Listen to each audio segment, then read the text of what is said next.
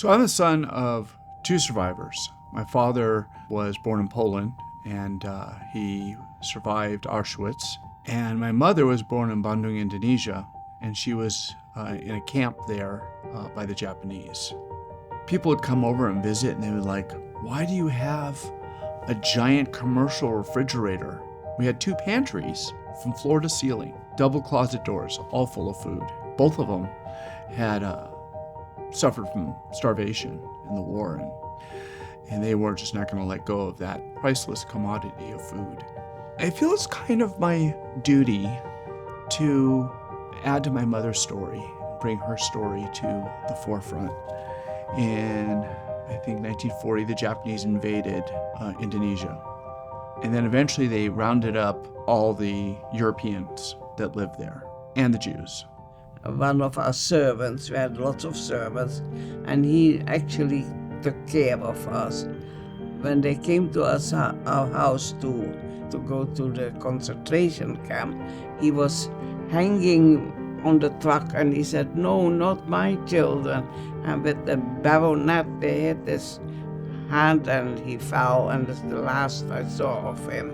So we went first to the one concentration camp in Bandung, and after that we got transferred to Chideng. That was the big concentration camp in Jakarta. The Japanese were very brutal. They would make them work all day long. But we had to go and carry very heavy stuff, refrigerators and stoves and ovens, and for 3 years we had no shoes. And you know how hot the floor is in Jakarta, in Indonesia. But you know, your feet will become like a ladder, and then you don't feel it no more after a while. My mom would recount the times that they had to stand at a kind of at attention, but at a bow for the whole day. And the inmates would fall over from fatigue and exhaustion. We were sleeping in barracks, you know, one next to the other. And when they were mad at us, they let the monkeys in to bite us. But we were so hungry, we had no food, and we were dreaming and dreaming about food. They got very little food. They got a little rice and fish, and when the Japanese got mad at them, when they wanted to discipline them, they'd make them dig a hole in the ground and put their only food they got once a day in that hole and bury it. Some of the girls or the young women in the camp would give themselves to the Japanese soldiers in exchange for food. And other times, the Japanese soldiers just did what they wanted. She worked sometimes in the kitchen, and she would sneak some food inside of her dress or her garment to take to her younger sister that she was responsible for. And I kept it to give to my sister when I come home at night. I could have been beaten to death. So my eldest sister, they treated us so bad, she couldn't take it. So she got a little mentally sick. So they took her away and they put her somewhere where the mentally is.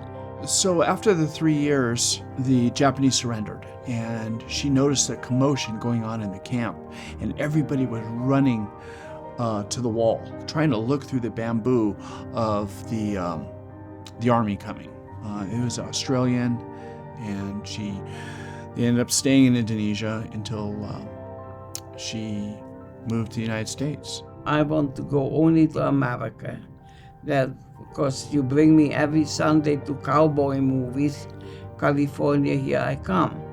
I think it's very important to learn history. And this is some kind of history, the Holocaust. The story needs to be told because the chances of humanity or civilization forgetting and ignoring it because it's convenient, it's not comfortable to listen to.